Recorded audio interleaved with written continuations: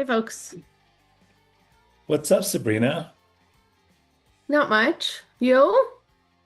Oh, kind of back to normal again. Because, like Julian was out last weekend, Yeah. and that was great fun. And now we've kind of just all settled back in the To the regular future. laws, no. To the regular future. Well, Julian should hopefully actually be here so you don't have to tap dance for like 7 minutes and 37 seconds while he gets a burrito. So, but I'm just going to talk smack about him until he actually comes on video or off mute. That's a good How call. it's I gonna like go. that move. I like that Yeah. He's move a about to lot. get a good burrito.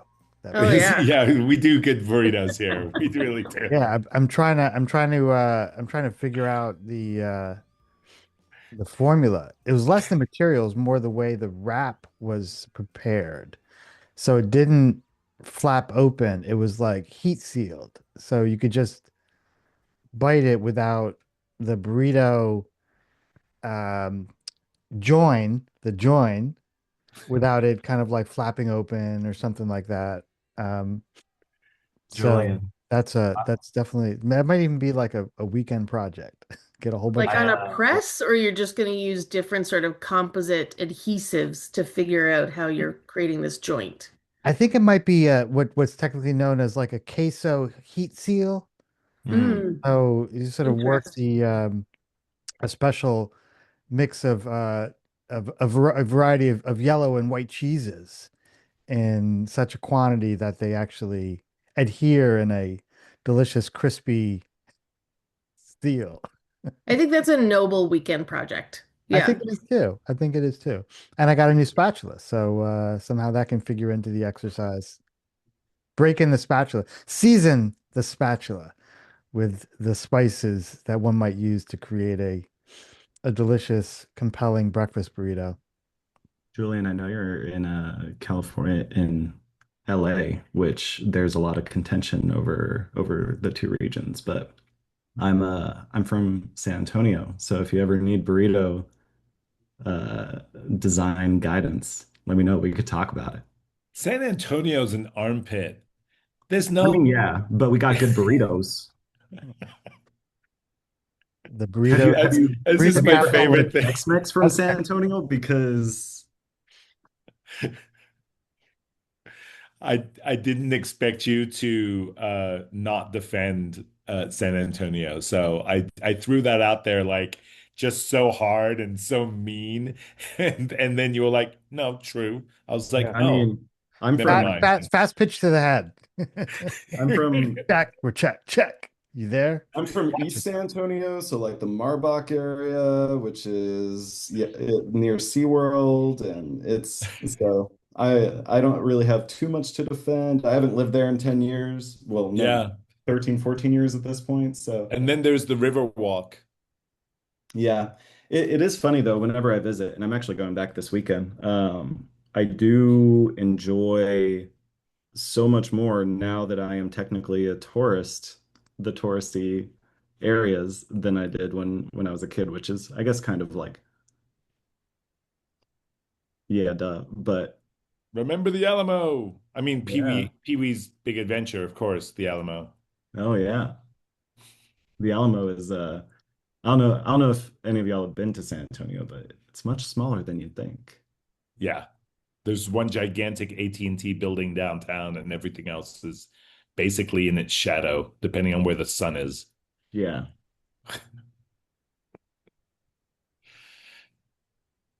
It's a cool culture though. I like the people for the most part.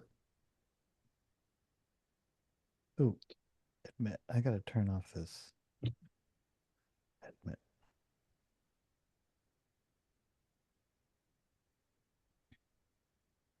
Dre, what's your geography?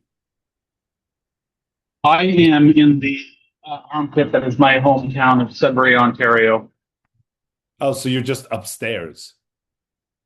upstairs in the attic, in the lower attic of Canada, where it's still 30 something degrees outside. Yeah, Uh, it's hot. Where yeah, you are, okay. not by me. But Celsius, yeah. sure.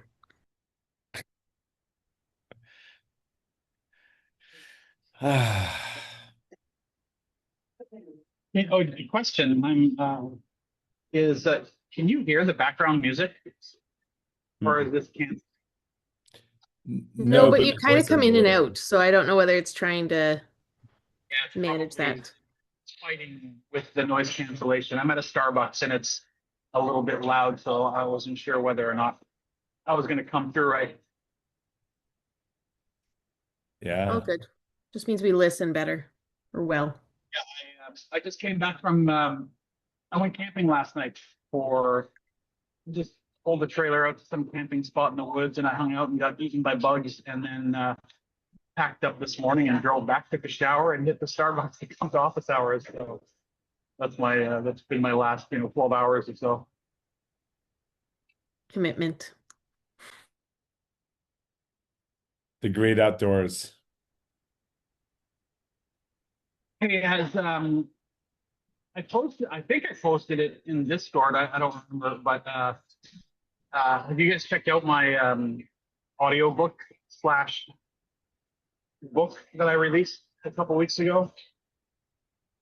It's called Tomorrow on Site. Dre, you got You can. you got a little Soyuz audio going on. Yeah, I've got some Starbucks audio. Oh, you're I'll in pause. Starbucks. Okay. Yeah. Yeah, I'm in noisy Starbucks competing against the uh, bean grinder. Got it. Well, I'm sorry. So maybe shove what you're talking about in the Discord because I might have missed it, which is entirely possible because hanging out with Rick is very wonderfully distracting. Yeah, I thought I put it in the all gas no brakes because I was trying to Oh, get some okay. Let me look. in there I've been again, called but worse.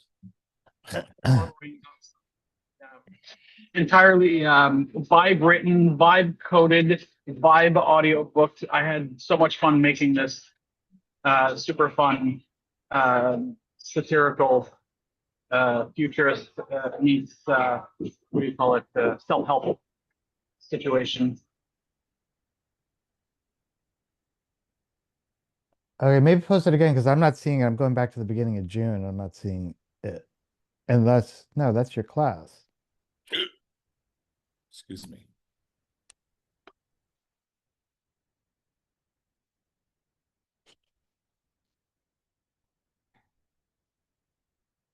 So Jay, you worked with an agentic author, like a agentic co-author. Is that it? I think we lost Dre. I no longer see him. Agentic Oh, no, ghostwriter. there he is. He's over there. Sorry. I was in another tab. You got put your volume on venti. I actually credited myself as editor. It's on Amazon. You can buy the book. It's on print on demand. So if you go to Amazon and look it up, you can buy the book. You get the audio book. But I just credited myself as editor. But August Rain, he gets full credit for writing. Yeah, like a book agent used to mean something different, right? Right. A book agentic. I'm a book agentic. I put You- it together really, really had tons of fun doing it, and I don't expect other than maybe you people to go and take a look at it. I don't really expect too much beyond that, but I think the education in just doing this and doing that and getting these ideas of like where AI can really benefit in doing this. I was talking to my friend last night. His wife is a children's book author, and she's very anti-AI, but also very frustrated with like the traditional publishing, the way things work in traditional publishing, because it takes 2 years for her to like write a book and see it hit the shelf, and it makes it impossible to like capitalize on trends. And then I was told them about you, Julian, about how you published super high quality manual design fiction, but then you DIY'd a whole bunch of other books, and things happened really, really quickly, and there were no publishers involved, and you had the burden of having to deliver these things until you put them in a 3PL and so on and so forth. Anyways, it was an interesting discussion talking about where does AI facilitate the DIY Yep. Oh, I bet- now he's down there. But it was an interesting discussion because we were talking about that and how this kind of currently applies to music as well. Um, you know, Chance the Rapper, being able to blow up on Bandcamp and circumvent the traditional system. And even nowadays, for musicians, a record label won't even sign you unless you already have 500,000 followers on Instagram. And it's like that's what their job was. Their job was to put you in front of people, but now they expect you to bring hundreds of thousands of people before they'll give you a record deal. Anyways, I think there's music, books, all this kind of stuff. How do we imagine a more DIY system that allows for people to get their ideas out there quickly so that they can also work quickly to get their ideas created? So I would just say that like you probably need to use um I would say that there is nothing DIY that lives on Amazon print on demand that I would buy. It's just not DIY enough, like I would support it if you took the risk and printed it yourself and then put it on a shelf and then said, buy this off me. I would support that in an instant. But if you force me to give Jeff Bezos money, then I'm like, that's not DIY enough. My automatic response is, you don't need me because you're not taking any risk. And so the difference between what is DIY and what is not, um, yeah, it could go to meta label, of course, but the difference between DIY and DIY meets Amazon is that Amazon mitigates risk for non-serious people, and DIY is for serious people who don't want to have their risk mitigated. They just want to be supported in their best effort. I'm gonna invert it just for just as a just because it Game. popped in my head for a game. If what Dre was doing was a provocation that spoke to that directly, I'm not saying that it is, but if you Right. if you kind of did it in a way, and the whole book was about, you got the book, and the whole book was about like how fucked up it is, how fucked up the way you bought the book is, and explain the, essentially what you said in a novel form, even if it was like a sci-fi novel that showed a world where everyone was doing stuff in the way you're describing and how miserable it is or something. I don't know. That's just where Yeah, my like that thing Dre shared, that song or that band, I feels like 3 months ago. I don't know, where like it was on Spotify, but it was like fuck Spotify, like 20 seconds in. So like, but like the popularity by telling us about it, we went to it. So the Spotify algorithm is like, this is cool. So it's like subverting the Spotify algorithm or Spotify with their own algorithm. Like what's the net? Well, do you measure like the net positive then? Yeah, the difference between Spotify is that Spotify pays you out, which is why some people have been tricking Spotify into doing bigger payouts for longer songs and for weird repetitions. And then Amazon is not paying people out. So so it makes sense to subvert mainstream platform economics in any way you can subvert it. But I don't know if any of those models, the talking shit about Amazon and then selling it through Amazon, I don't know if that subverts Amazon economics, but it's funny. But again, I don't give Jeff Bezos joke money or real money if I can help it. I mean, the one side of it is that the money might be so minimal that it doesn't, Yeah. that it's worth the joke. It's worth the kind of Right, like, right, right. Yeah. If it um, was like if I could if send a if real like three or four people out of the 7 billion on the planet or whatever it is right now were like, oh, I didn't even know how this system worked.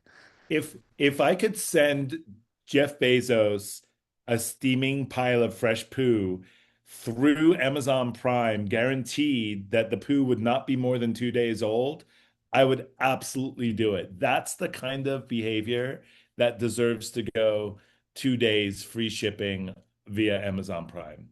You can do it in 3 hours, 2 hours if it's a Halloween costume. So if you just call it that, they'll take it. That's the fastest shipping I've seen from Amazon. Hey, so Yeah. my daughter works at Barnes& and Noble as a barista the last year. God, will you all just give me a break today?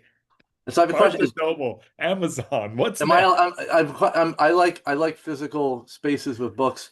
I also go to the library. So I was going to ask him, am I allowed to go to Barnes& and Noble? I'm so conflicted now. It's Barnes. taking things the world's taking things I love, like books in person, and fuck them all up. Well, Yeah. where do you live? What's your geography, Joel? I live in South Jersey, like about 5 miles from Philly. So you're gonna find several bookstores and one of my favorite record stores in Princeton. So that's Princeton that. Record Exchange. Princeton Record My brother Exchange. and I were just gassing about that yesterday. Seriously, like Oh, I was that was our gassing on it yesterday too. I because was I just at was Labyrinth Books in Princeton like a week ago for Father's yeah, Day. Of course, yeah. my They Yeah. family we don't no one in my family went to Princeton, but we like the shops and like some restaurants, and we go to Labyrinth Books. Conti's. And You got to go to Conti's for the pizza. Totally. Yeah. there So was a zine fest going on at the Oh man, library, but I couldn't talk my whole family the into going. Princeton Public Library. I spent the formative years of my youth nerding out there for sure. Yeah, I used my like I get one like kind of I don't want to say the word Trump, but Trump card. Like I'm allowed certain number of like we're going to these places for an hour. Father says so I went to the University of Princeton Art Museum. It just Mhm. reopened or they just built it or yeah, something. yeah, they were on construction for a while. Yeah, so it was cool. So yeah, I So mean, so there's an I independent bookstore in my town, yeah. Inkwood Books in Haddonfield, New Jersey. But like they don't really have chairs and coffee. I don't know. It's like You know what? Ask them. Which Just which used ask to be them. like a bookstore. That used to be a bookstore, actually, as it yeah, turned out. The Yeah. idea of having Just coffee in a bookstore is probably like, what are you talking about? People are going to spill it all over the place. yeah. And then it becomes yeah. normal. Go to your independent bookstore and say, would you mind pulling up like two chairs? And they'll be like, not at all. Like And say, the, Rick told me to say so. yeah, right. An independent bookstore owner in Colorado told me that if I came to you and said, do you mind pulling up a chair, that you would do it. Is that true? I mean, I But do. I know the owner really well. I've had a conversation with her the last 10 years about a secret door. Like, I don't know if you guys know Mac Barnett, the children's book author. He's the current national ambassador for young people's literature. And nice. his TED Talk, he talks about like how a book is a secret door, like Narnia doors, right? So I've actually talked to her a lot about Mac Barnett and like getting one of her bookcases to open into another space if we can ever figure out what that space would be. But the chairs seem harder because it's a small bookstore. Like you sit anywhere, you're blocking the books. So Bring your own camp chair, one of those like fold out camp chairs. It's just yeah, like, Jesus, Joel, what's going on? You okay? You need a few bucks? How are things working out? yeah, right. Yeah. It just, like I think that Barnes and Noble is a multinational corporation that ostensibly will help elect whoever gives them favorable conditions. So therefore, they're not part of an independent media mix that for your town or any other town is increasingly important. And besides really, really high quality gags, um, and perhaps toilet paper on time. Amazon's not good for much, but I respect that everyone's got to kind of figure it out for themselves. It was only like a year and a half ago that I figured out how not to give him my grocery money, you know? And because the cheese department is pretty much the thing that keeps on pulling me back in. And I finally found a place with a good curated cheese selection that wasn't in his back pocket. Refrigerated cheeses or open air freeze cheeses? Uh, in America, because of the pasteurization laws, most everything is refrigerated and ostensibly dead. There are other cultures like in Spain, where Scott Peterson is, where you can get a live cheese and you can get it like pretty fresh that day. Sheep's milk cheese all over Spain and Portugal, delivered daily. That's not DIY enough for me. I feel like you need to like make your own food home. curves out. Otherwise, it's just somebody else's. It's making money off of something you can be doing all on your own. Did you say make your own cheese in your belly button? What'd you say? I think he's really aiming at make your own milk and then make your own cheese. So this is really skewing itself in the DIY space. But I appreciate your effort to go hardcore DIY. Dre's on eBay looking for a used cow right now. He's on eBay looking for male milk pumps or something. Marketplace, marketplace. I think it's called. Oh shit! There's a name for male milk, and I can't remember what it's called, but I'll find it. Yeah. I the science, has everyone here seen at least one good, one Boots Riley film recently? Yeah, no, yes, maybe. I saw posters a couple weeks ago, like on the Yeah. whatever the week that. Boosters is good. Boosters is all the way live, guys. You really should check it out. It is a Boosters is packaging fun. of Marxist Pacing is off. philosophy.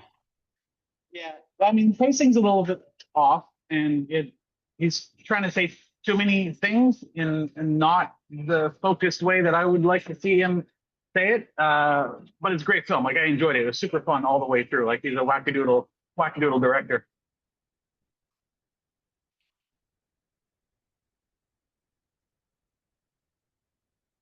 I'm, tr I'm trying to remember who that is, Brandon. Why is that? Oh, that's Carl Sagan, no? Yeah, Carl Sagan. Thank you. I was like, who is that young man that billions and It was because I billions? said make an apple pie from scratch. There you go. That's what it's about. Wow, Brandel coming in with the terrestrial radio baritone there. That was nice. It's 12:30. Yeah, Brandel coming into you now in the God long damn, wave. Brando. We've got coming up Give next. me a lullaby, Brando. I'll switch to the day shift if And that was Charles Mingus with Mingus coming at you right now. uh yeah. Sabrina had something. Sabrina, you want to talk about because you brought it up in the chat. No, as we got into our conversation about children's books yesterday after you met that amazing illustrator, which I went down a serious rabbit hole and won her fireworks stickers, who got the Caldecott Prize for illustration. And Julian just happened to meet her and another person at a potluck, and she did a reading, which like everything about that kind of experience or gathering. I love that someone shows up to a gathering potentially with mostly adults to do a children's book reading. Props. And a tote bag full of her books that she gave out, which is like, Yeah. yeah, beautiful. But I was talking about how I turned some of the work I had done with Maggie Jackson and her book Uncertain for Adults into a kid's book, trying to reframe sort of like the fear that we feel for not knowing or uncertainty or a monster in their bed into something that's where curiosity actually starts and sort of like wonderful possibilities live. And so I was lamenting about my entry. This is the fireworks, and it's got a pull out sticker page, um, and a fold out page at the back and everything. Great design. And I was lamenting about how this was like a whole new world as it was a project for kind of me and my kids and my hatred for adults for a period of time that were just frustratingly hard to deal with, and doing stuff in my daughter's class. And then I was getting a lot of feedback. Why don't you start exploring this as a path for this book? And it has unlocked a new forever project, which I don't need another forever project of like writing kids' books because I used to change every school project into a kids' book if I could, including in university, writing about Tommy Douglas and the Canada Health Act for any Canadians out there. And so we were talking a little bit about sort of that world. So that's why I brought it up and I was like, oh, is there anyone I can help do therapy with? Because I'm new to this world and it's fascinating to talk to an interface and not to people when the whole business is about relationships and I like humans. So yeah, that's just like the starting point of some of where it is. But it hasn't scared me off, whether I'm talking about the maybe monster I turned some of the deadpan humor that my daughter holds for her hatred of balloons on some days into a book, or how I escorted a mother duck and a family of 11 ducklings, true story, from my house to a lake over the course of 2 hours, proceeding to meet every neighbor, whatever, only to come back to my garden and find out that that was not the duck that was in my backyard. The same damn duck was still there. So I spent 3 hours on a weekend escorting another family of ducks and meeting like A wild duck chase. it kind of, I said, I called it and the quack comes back. But yeah, like, but it was just such a wonderful experience that I was like, this is a story because it did include, like families coming out and joining me, or literally a woman getting told that there were ducklings and she runs out with like towel on her head mid shower in a bathrobe after these ducks trying to find it. And so it's been a new love and side project, or I'm going to call it a forever project, to write these things. But to your point, I was like, I don't like, there's self-publishing, but I don't know whether I have the time. So I'm kind of going down this more traditional route in an attempt to hopefully get someone's help, not to make a ton of money, but like someone's help to get these out into the world because I don't have a whole two other people to manage this. And it seems like it's a daily thing that I'm trolling literary agents or encountering or joining a conference or learning about children's book writers or illustrators or who likes this or who likes what is it? Who likes queer romance that would like to have this with like a Formula One sports setting, in some sort of like young adult reader, like that level of specificity that you're trying to get with people and agents and what people are looking for. So, to Dre's point as well, it's like that's a sign of the times, but like, can you imagine someone who's like, I have this story right now? And, Drive to Survive or F1 gets a little passe and everyone wants a World Cup queer romance, then like 3 years later, you might not have met that opportunity. I can help anybody who wants to talk about the publishing world and what I think thwarts both the frustration side of it and the bureaucracy slash bullshit money side of it. Because but what you have to be willing to do if you want to talk about it is rather than live in the abstraction of I don't want to make money, I would just sort of say, I'm willing to spend this much money to make this much money, and then be really specific about like how much time you want to spend on it. And then we could have the real conversation. Because in every situation, if you are spending money on the personal brand that is you, I don't believe much in personal brands, but that's ironic coming from a guy that looks like me. Um, the publishers will sort of generally say, just like they say on Spotify or with whatever record labels, they say, if you're bringing to us 10,000 followers on Instagram, then I bet that we could sell 1,000 of your books. So therefore, this is the value of your book project. And then if they add their secret sauce to it, that could double it. And then you could add a small tour that might double it. Then they really have a range of numbers that they work with to make decisions about how much you get paid in both royalties and or in the framing of an advance, which would ostensibly pay for you to do it. The reality is that they're doing that because they have an empire that's made of books that has structured wins and losses all the way down to the last book that's remaindered at the Kmart for $1.55. Like they know that that's going to happen to something. So if you want to get into publishing and you want to like sort of push it out, it doesn't matter if you're a music publishing band or if you're a person who wants to write books. The the the reality is sometimes as simple as if you teach a person how to sell your book, they will sell your book. And if you teach my staff or someone else's staff that your book is really valuable to the person who they identify it for, they will sell your book because it's their job to sell books.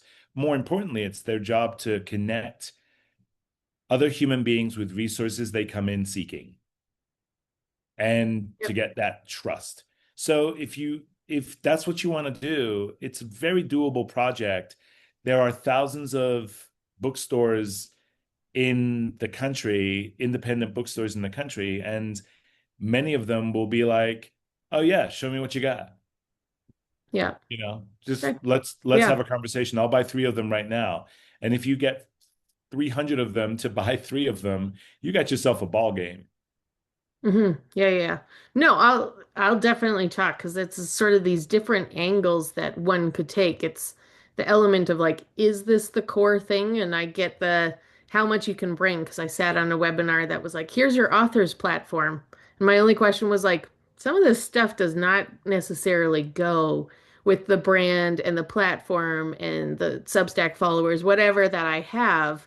And they're like, whatever, they're potentially a parent. It still could work.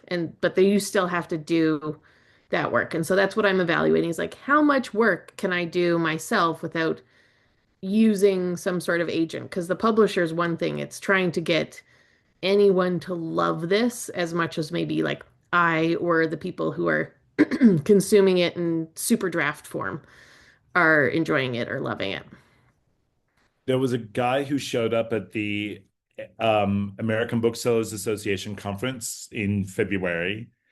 And there's another one that just happened that's called Children's Institute, which is all about kids' books. But in February, it's the general conference. There was a guy that showed up. He's a bit of a lunatic. Um, I really liked him. And he's like, yeah, I wrote this book. It's about the Sackler family, and and but I've changed the names of the people in it, and we murder them all in this book. And I'm like, oh, so it's to kill the last unicorn or whatever, the death of a unicorn, but in book format. He's like, yeah, those fuckers really got that out quickly, didn't they? I was like, it's pretty much your story if you're talking about killing the Sackler family. and and he's like, yeah. But he showed up, he repped his book in front of thousands of people. He got a bunch of orders. He was pleased with himself. And he just showed up. He just showed up. It was pretty hilarious. And he was a lunatic, like a fun lunatic, the guy you want to drink with. Cool. Okay, I'll follow up because I'm gonna have to run here in a couple minutes now that like I've now centered the conversation on Yeah. a Yeah. topic that I love. But like anything, I'm just learning and trying to figure out how this could be a long project or how we shortcut or find new DIY hacks to getting stuff through. So you'll find me in your inbox or some other format, Rick. Yeah. Sounds good. I'd love to. Okay. And by the way, I would love to swap notes and talk about your card deck sometime. Oh, totally. Well, we'll do Yeah. both. Yeah. Sounds good. Positive.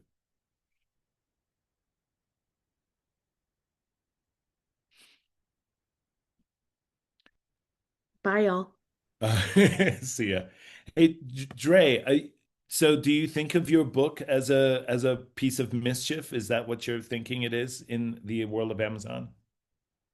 I mean, this the one that I just did is that was just an experiment. Like I'm done with it. Like if 10 people go to the website and I've got my physical copy that I ordered from Daddy Bezos, who packaged it up and mailed it to me. That's as far as that book is going, as far as I'm concerned. But I do like the idea of zines. There's like Jay who used to pop in sometimes. I know Julian, you've gotten his zine. Um, I like the indie thing. Question for you, Rick.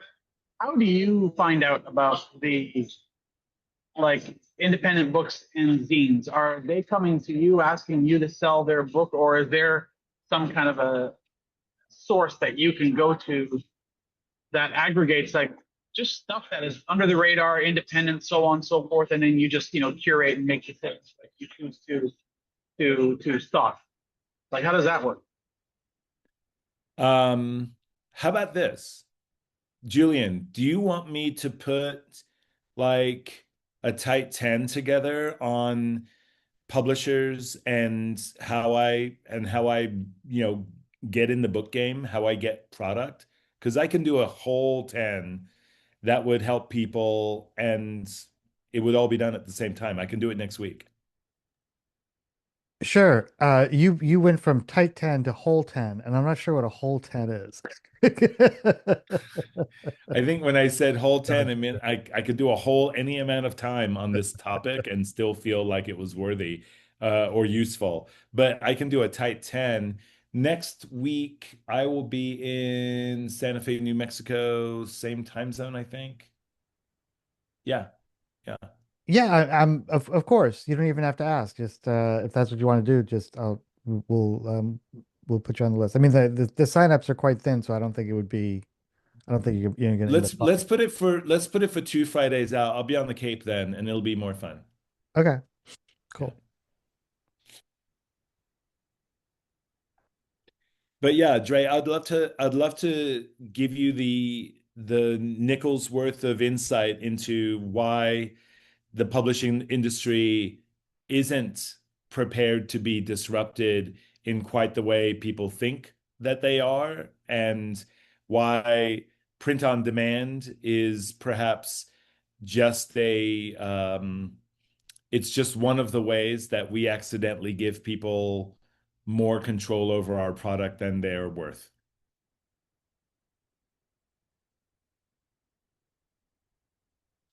Now I'm starting to write the outline. If you could Scathing. prep in, if you could prep in ten, you can deliver the 10. Yeah, it'd probably take me about an hour to prep for 10. Rick, will there be? I hope there will be 10 signs held up during the tight 10. Yeah, it should just be signs, Now you're really making demands. like aphoristic signs. Would it take less time to prep for 20? Yes, if I had more time, I'd write you a shorter letter, I believe is the way that idiom is presented. So 10 signs now. Okay, so signs. 9 3/4. Oh, I should never mind that reference. I'm sorry. Get myself in trouble today. You could. Signs. 10 men's. And yeah, so now it's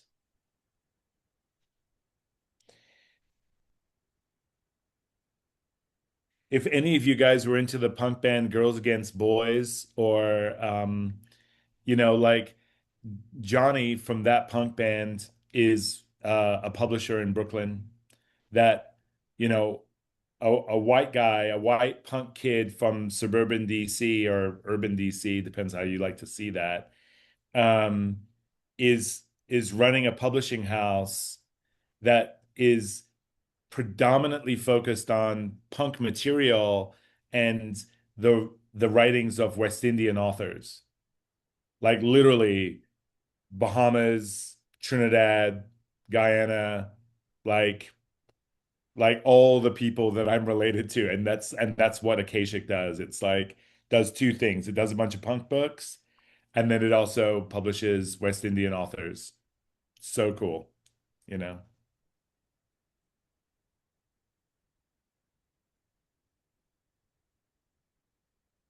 My mom's so just recent months ago self-published a book. Um, by that I mean she went more the route that you and I were talking about, Rick, where she got orders and she would order like a handful of percentage more like then maybe the next break point. I think she used I don't think she used Blurb. I think she used Mixum, which I kind of steered her to because I know they're just mechanics. It wasn't anything like political or commercial. It's just like I know how this works. And so if you ever need help at some point, and uh and then they're also surprising. I didn't know because I always assumed that there was just no one on the other end of the support. But she was like, I was talking to, Joanne in Missouri who was helping me through this. So it's amazing. My mom just turned 90, right? So she self-published a book, 90 years old, and she was uh Yeah, I don't know. So, of course, it's my mom. So if I'm gonna defend her, and I will take any of you out if you're like, well, I don't know why she did that. Why didn't she just go this other route? It's just like fuck off. It's 90 years old. You could only hope. You could only hope that you're putting a book together when you're 90. Um, Canva and the whole thing. But I think, that aspect of it where it's just like, oh, I can actually do this now. I can make this happen. And it's very, gratifying, rewarding, and it's for my community. She's an interfaith minister, so she's all religions, but she's been mostly connected to her Quaker friends, right? Isn't that what they call them, friends? And Yeah, it's friends, capital F. yeah, and it's just her tribe. Like she goes to things, and I guess she just got known for being very kind of which she is, like very like kind of grounded in her spirituality. So she'll say things, people are like, man, what was that you just said? Let me write that down. She's like, you know what? Let me write it down for you and let me put it in a book. And that trajectory to me was just so heartwarming, that people asked for it. And so when she was asking us, I remember it wasn't, I was a little bit concerned. I was like, don't order too many, please. Because, Don't do what I did, Mom. I got a it'll closet be full of books. Well, it was less that. It was more just kind of like I don't know what I felt into. It was like because I'll feel really sad when I need to, pack up your home in that inevitable day and there are boxes and boxes of books. I'll feel really sad. It's like why didn't anyone want these? So she didn't, and she was just talking to you yesterday. Her birthday was 2 days ago or 2 days ago. And she was like, yeah, I got more orders. Jay, I don't know what I should do. Should I order more books? And it's like, if people are asking for them, definitely order another box of 20, Who cares? Yeah. Yeah. No, it makes great sense to do it. It's just really like in every situation, you can find yourself either doing what you're absolutely like sort of figured out what you want to do, and you're like, I'm paying to make this book happen, and I'm giving it away or selling it or doing whatever I want to do with it. And those production facilities are valuable as heck, every one of them. Rick, can They you all, sorry, yeah. sorry to interrupt. Go on. No, go ahead. It's fine. Um, so when I had a chance to hang out with Rick, one of the things he shared with me late one evening, I don't know, maybe it was just late for us. Maybe it was late, was hanging out in your lovely upstairs library. And you shared, I think it was then you shared with me the book that you do for prospective clients and prospective, you know, colleagues slash, employees or whatever.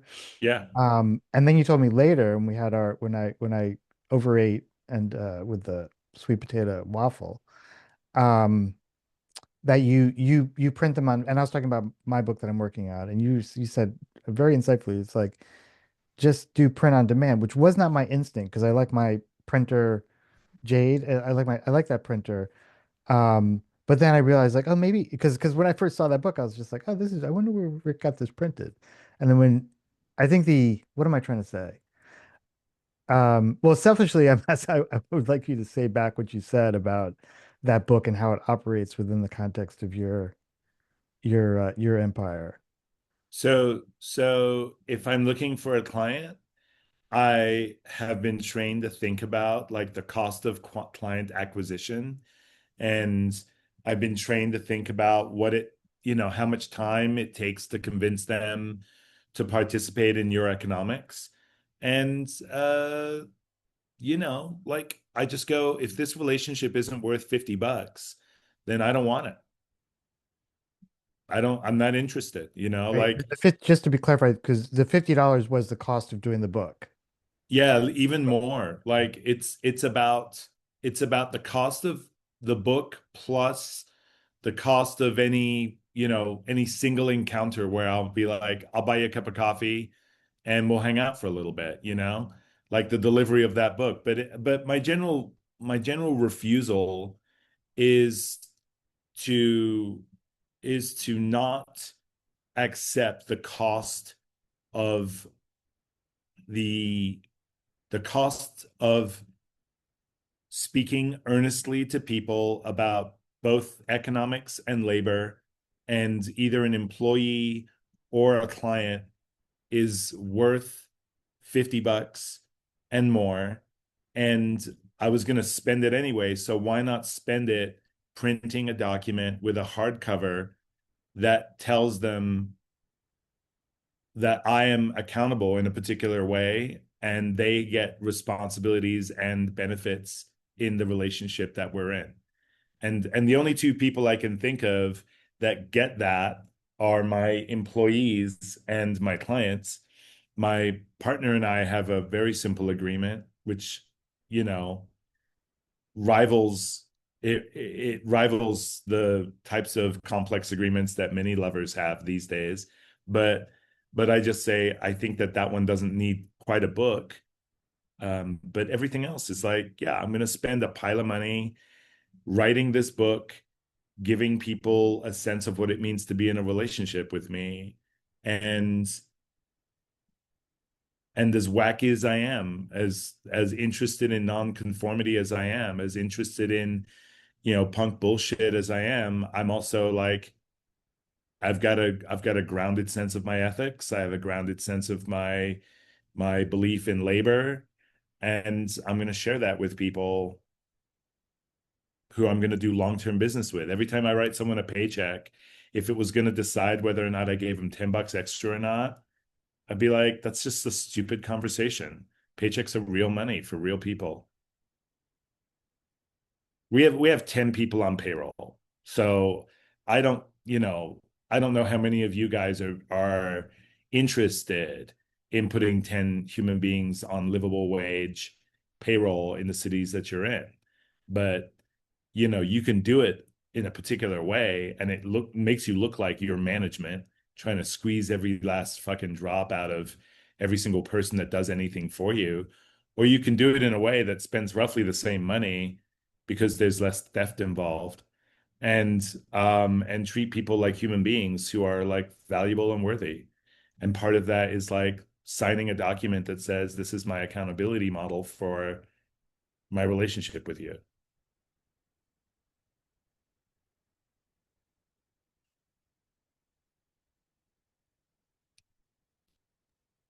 Are these books that you are they bespoke? Whoa.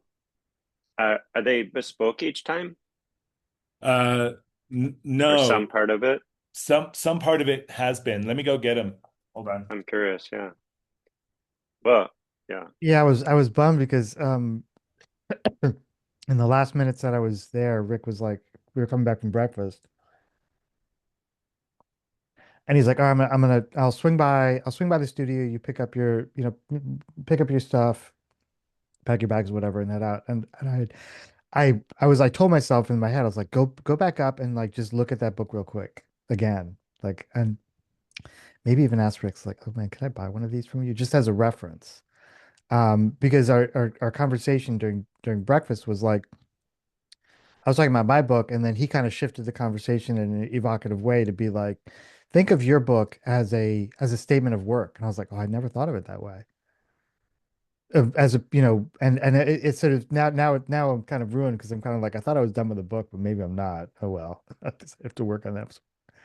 Yeah, there it is. So this is the as it says here, master services agreement, and yeah, just says engagement. That's it, you know. Um, but it's a hardcover book. It's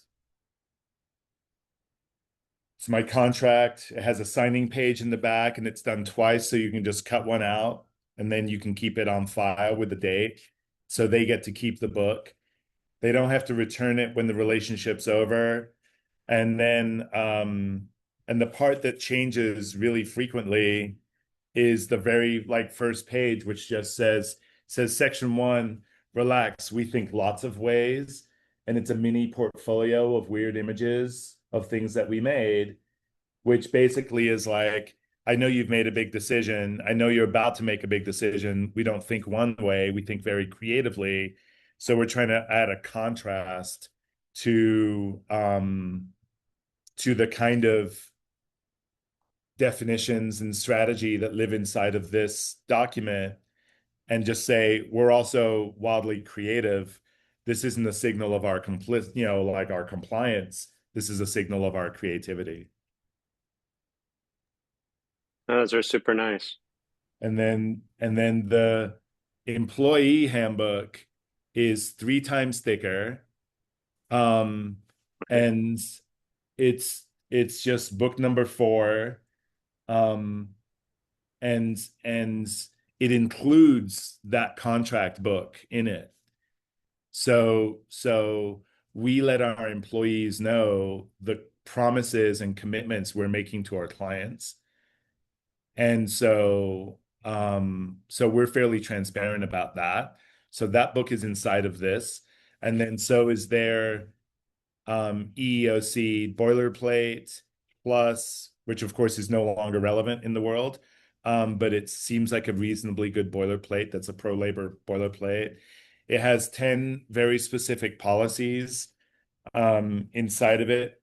The the first, well, the first one is most interesting, of course.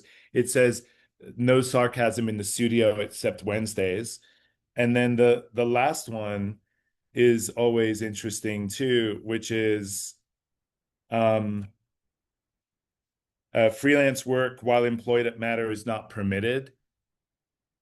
And it basically says you're here to secure the financial success of this organization, and uh, you're allowed to negotiate your salary so that you can have a living wage. But if we think that your creative work outside of here is acceptably available as a competitor, then forget about it. We're not interested in competing with access to your creative work. But we are interested in paying what you decide is your wage. So name your price and we'll either take you up on it or not. Um, I and then assume number nine, they can have like like non-competing side creative things. Like if they're in a band or something like that, that would be okay. oh yeah, for sure. I mean, I assume it's you encourage that. yeah, we encourage that quite a bit, but I think what's we say if you're approached with a project, you can bring it through the front door of this studio. You Right. can get compensated the way that you would like to be compensated for it. Yeah. The studio would have a certain amount of like respite from your salary if you're going to do it like on company time. So you would just give that time back to that money back to the studio. But Yeah. but it's probably best if you take and enjoy access to all the factory supplies here because we have a lot of machines here that automate certain things, not just computer tools, but analog Hmm. tools that print. So we like people if they say, yeah, yeah, yeah, my mom needs, something. We're like, bring it in the front door. Let's Right. get mom's invite done. Her bridge club invite needs to be done. Nice. Let's get it right. And Yeah. and it's funny. It's really funny where people show up with their family projects and say, my nephew's getting married. Can I bang out 100 prints on this printer? And I'm like, of course you can, you Hmm. know. No, so it's a good way to be set up. But it's also like, I mean, just to the credit of the people who have received this book, like in 26 years of business, the count is still like it's under 50 people, Hmm. and then two of them are my best friends from 20 years ago. And then, two of them are still working with us from Glasgow, like where they currently live. They're doing some little projects for us. And, we people like to stay connected to us. It's fine. Like I think it's a good strategy because then, oh yeah, I asked for a year's notice. Nice. Wow. What That if, that has been proven to be rather unrealistic. However, yeah. However, there are people who have done it, and again, like they are very, very close to us. They're super, super close to us. Like, I assume you try to prevent the situation where, like, based on everything you're saying, it seems as though you do. So you don't get like a couple months in and you're like, this is a bad fit. Do we you do a are you similarly accountable to them that like you won't do what do you call it in the US, at will hiring? So like if you need to separate paths from them, you also need to give them notice some amount of time. so so yes, we give people as much notice as can be done, but also we reset the clocks around their review periods. So Okay, when we okay. sit down and do reviews with people, we can So yeah, sometimes be making a review be like a exit strategy conversation. right, So the last person that quit, we did 3 months, maybe four, right. and they were quitting, but also we were dissolving the position, and Okay, they were moving away, and so all the things came to like, right, we're going to do this as well as we can, and as usual, like it costs you something. sure. So the last couple of weeks of someone working for you where they know they're not going to get fired, but Right. they won't be working for you, they're Yeah, usually pretty lazy weeks. yeah, The not the same. the thing that you're trying to get done is you're trying to have them not um spend their laziest 2 weeks actually talking to other members of the staff while they're trying to get their work done. Right. Like it's not like a two Dragging the week whole long place. studio party, right? Yeah, that's terrible. But Yeah. but generally speaking, you're gonna spend I my belief is that you spend the same money whether you treat someone right or treat them wrong. Hmm. People who are treated poorly are ambled towards theft and fraud, Hmm. and people who are taught well are taught to preserve your financial future. Um, so you decide, like, are you do you get that, or do you decide not to get that? Do you decide that like, you know, the all the ways that you were treated as a shitty employee or by a shitty boss as a unvalued employee, like those are the things that everyone should go through, and I'm like, I don't know about that. Maybe if you're slinging pizza, like that's the pizza world, or if you're in, Uber, doing some platform bullshit, like that's probably the version of that.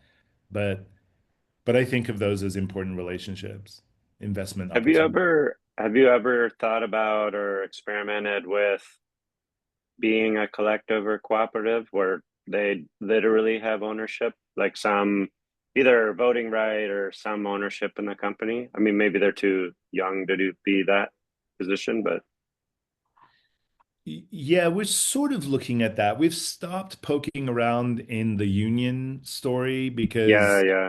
the union's conversation is really stupid. If management is trying to get a union installed, people just look at you like, "Are you stupid?" And I go, "No, I'm just, you know, I care about organized labor." They go, "Well, care about it another way. Don't be stupid."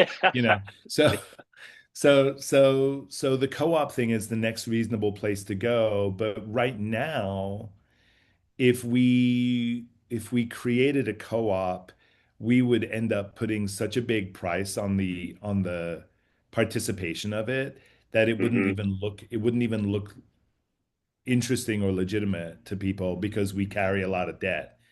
So Okay.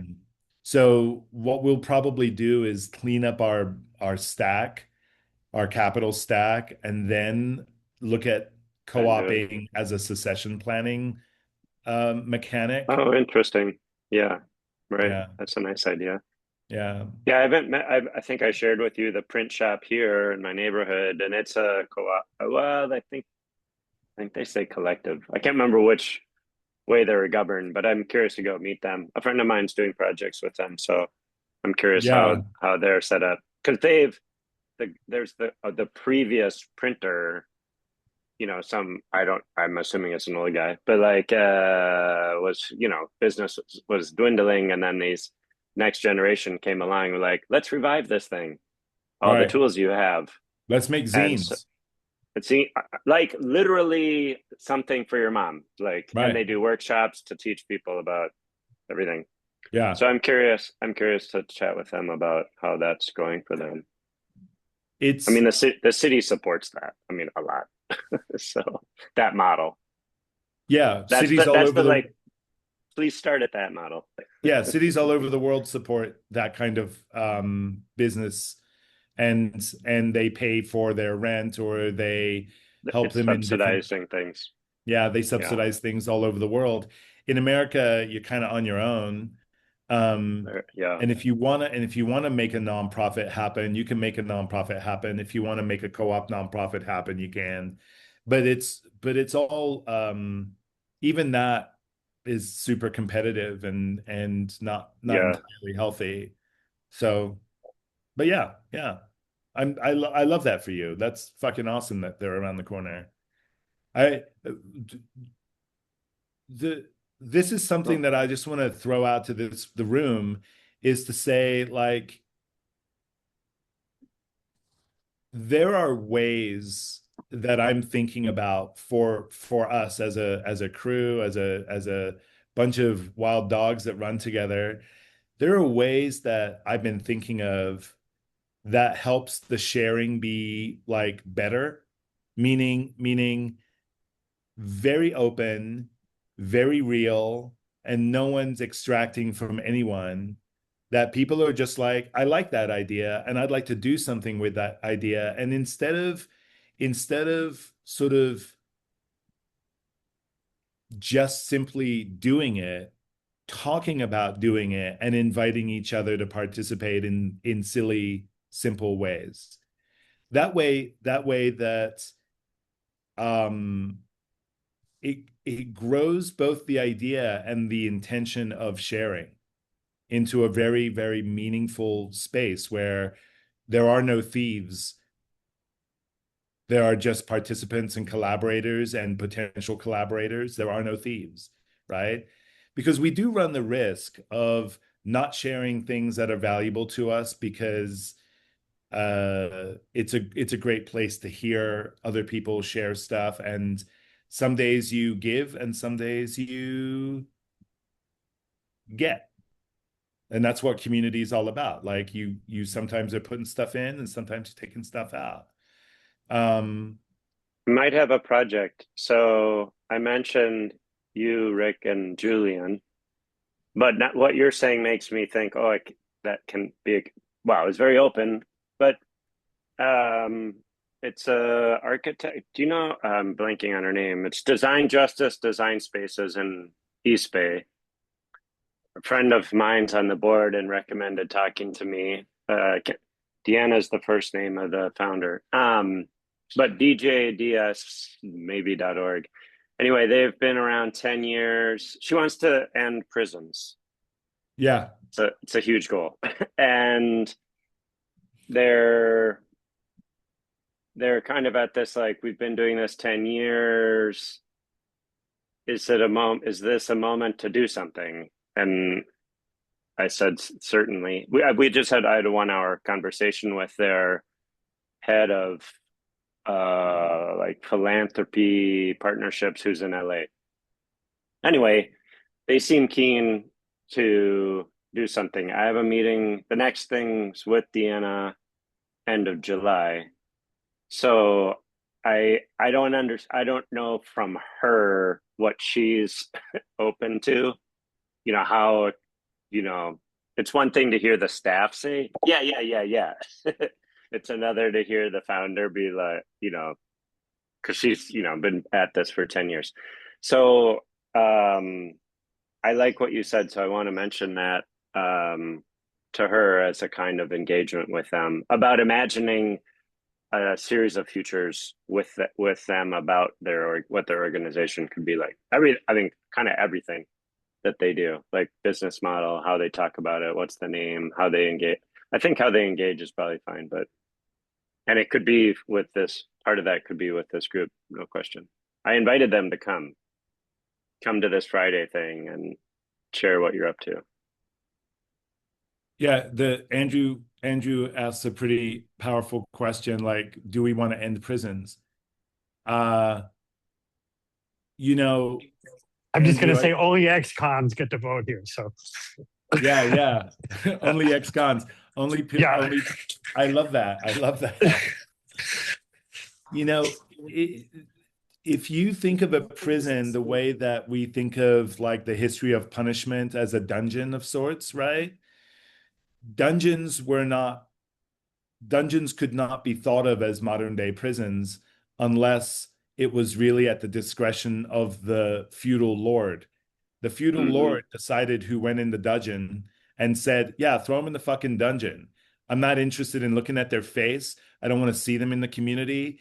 I don't want to talk about them. And maybe someone down there is going to keep them alive so I can assuage my guilt for not killing everyone that disagrees with me. And maybe I'll feel differently about this tomorrow, but this is an exercising of my own power.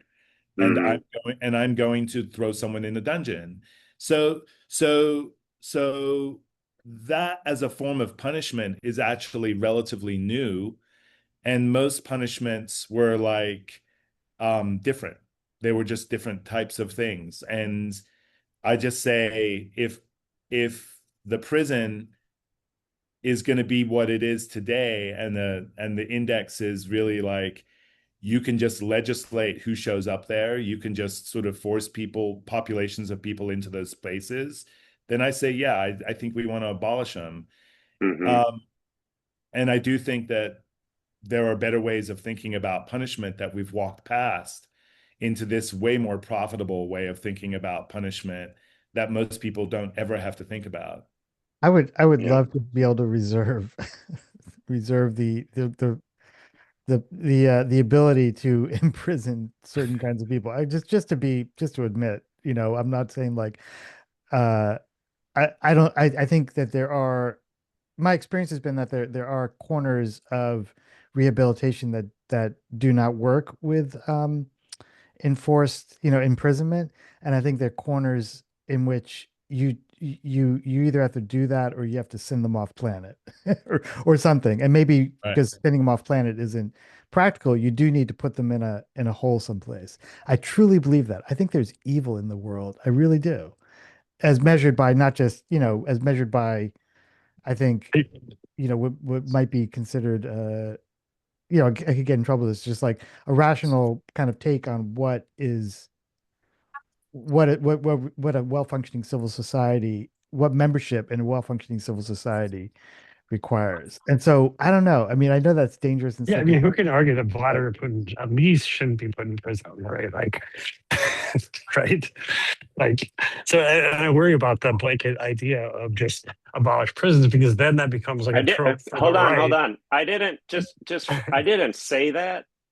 And please read the mission statement that I just posted because you're all going off some extreme like they shouldn't exist at all.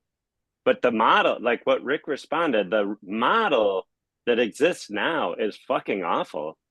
And it's hard to defend the existing model.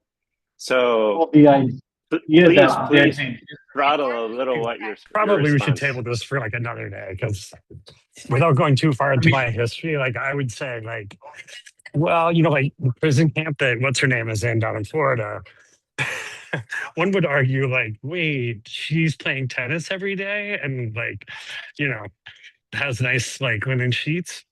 One would argue maybe that's a little too nice for Epstein's former squeeze. Let me tell you about my favorite prison. There was a prison called Burwash Correctional Center, not too far from where I am right now. It shut down in 1975, but when I was in high school, I would trek out in the woods and we would go to this prison. and the idea is that they built this prison outside of the city, like in a remote area. It was only accessible by train. It housed, hundreds of inmates, but because it was so far from the city, the people who ran the prison lived there, so it became a small town.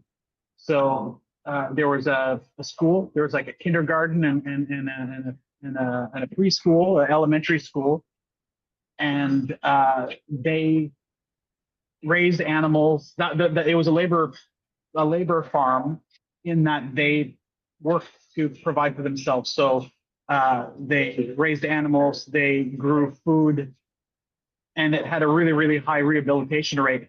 But it was deemed too expensive to run, and they shut it down in 1975. But in terms of like what I think is a really nice model prison or correctional center, it really made people work and understand the value of things. I don't know, maybe work through ideas, but the people who worked the prison lived there as well. So it also became a community, which was a really strange, unheard of thing. It's one of the healthiest places. But when you go there, well, you can still kind of trek out and visit what remains. But it's like an old town. There's a church, there's a school, there's a big prison area. There's like this grown over farmland now. I think if you look up Burwash on Wikipedia, there's not a lot on there, but there's a little bit about the prison. But yeah, I like the idea of abolishing business models around the ideas of prisons. And I think that's terrible. That's a terrible concept that you're making a business out of it as opposed to treating it like an actual uh, correctional facility, a place where people can leave better than they did going in. And of course there's the future of prisons perhaps even has a Starbucks annex um right I there where mean, the Wi-Fi stop. is the Stop. Though, Wi-Fi is like, okay, mediocre. okay, I'll just put it up for the crew. Like, I actually did some time, and like that experience for me was formative, and not something I would give back. It was actually healthy for me. I did a lot of yoga. I learned a lot, and I think like for people to just say, we shouldn't have any sort of like. It's just the thing that I worry about is that it immediately becomes a rallying cry for the right of like, oh, they want to free the child molester, and you're like, do we want to go down that road? Like, I would entertain the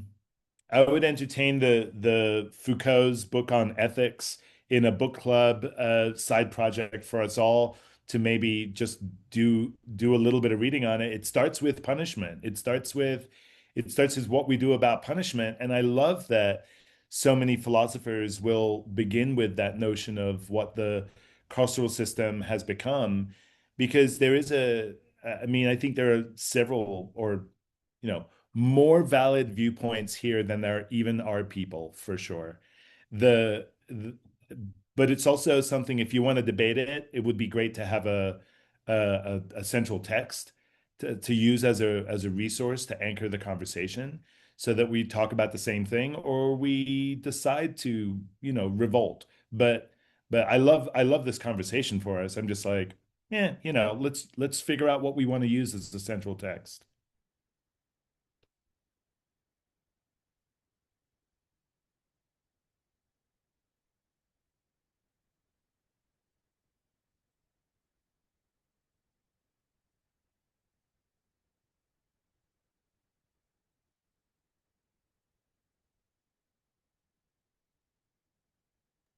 Brandon, what have you been up to?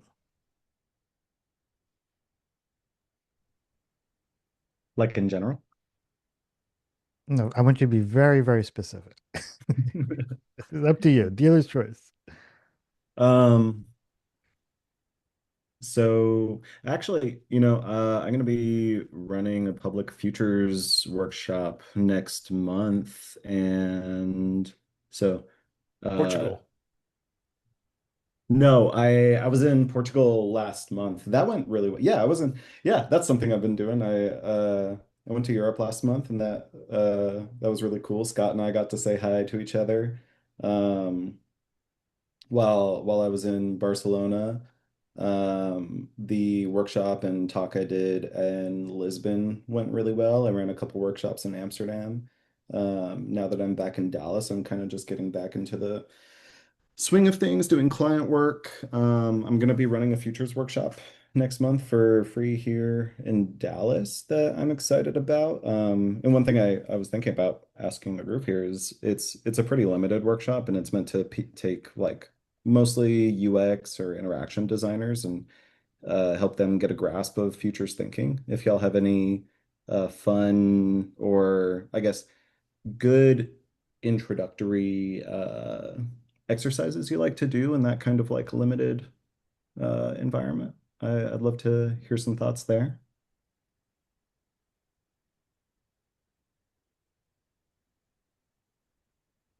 How many hours?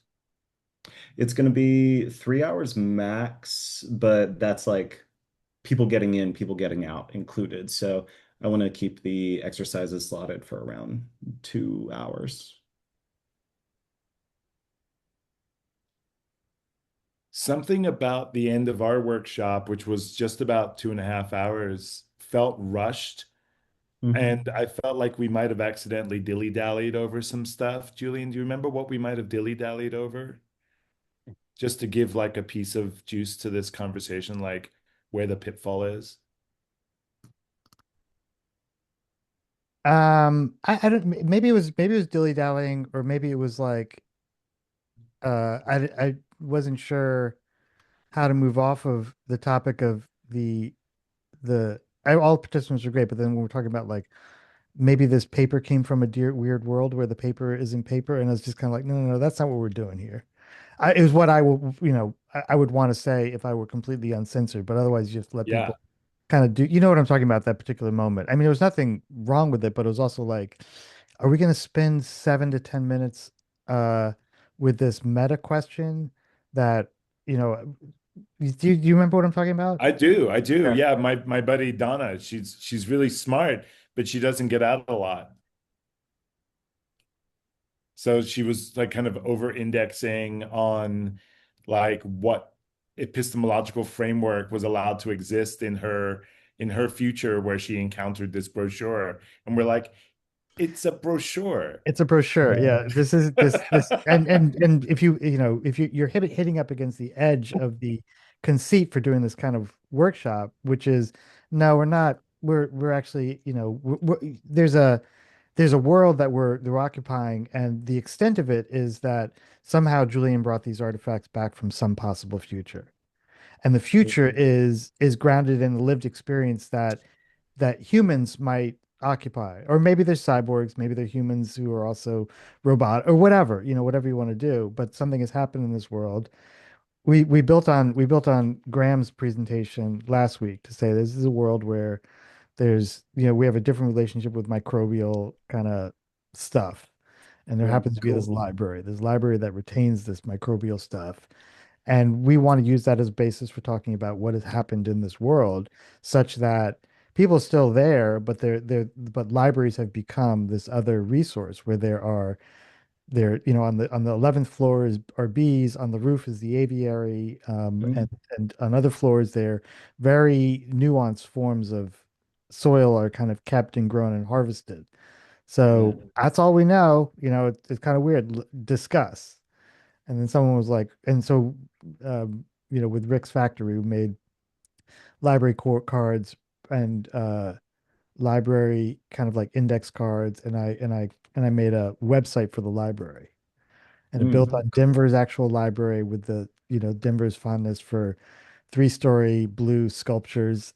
So it had that. So it was enough there where you're kind of like, oh, this is like the Denver Public Library, but from some weird world where, oh, look, the library is open when the evening outdoor temperature is above 103. Climate change, got it. Heat domes, Mm. got it. And so it was just meant to be that. And then someone, lovely Donna, who doesn't get out enough, was like, "Well, I'm just trying to understand this paper thing. Maybe this isn't supposed to be a card of any description. Maybe it's supposed to, yeah, I don't know." It was just kind of like, slightly temple throbbing kind of moment where you're like, okay, Yeah. just breathe. Just breathe. Let them do their thing. Yeah, and this honestly, this is something I'm a little worried about because it's going to be a bunch of UX designers and interaction designers. They're going to be like, okay, well, what's the actual like framework or what's the actual like framing, I guess, that we need to do these actions around because there's inevitably going to be a point where it's like, okay, just like come up with something, Yeah. feel Oh yeah, like yeah, something that. Yeah. and like allow yourself to live in like ambiguity for a little bit. Um, so I feel like in workshops I've run in the past, that's been something that's kind of led people down rabbit holes a little bit. Um, Not even necessarily like the lack of framing or like too strict of a framing, but that question about like how much should we be framing, if that makes sense. Hmm. Um, Yeah, but it's all a question of The more, the better. the yeah. leadership tone that you bring to it is the thing that lets people decide to subscribe or Mhm. unsubscribe from that possible future or from that reality. If like things that look like nonsense end up being super valuable. I just held up one of the forms that we made, Mhm. which was basically like a response to UBI. And Mm. so we said, in the world of UBI, what is your proposed reciprocity activity?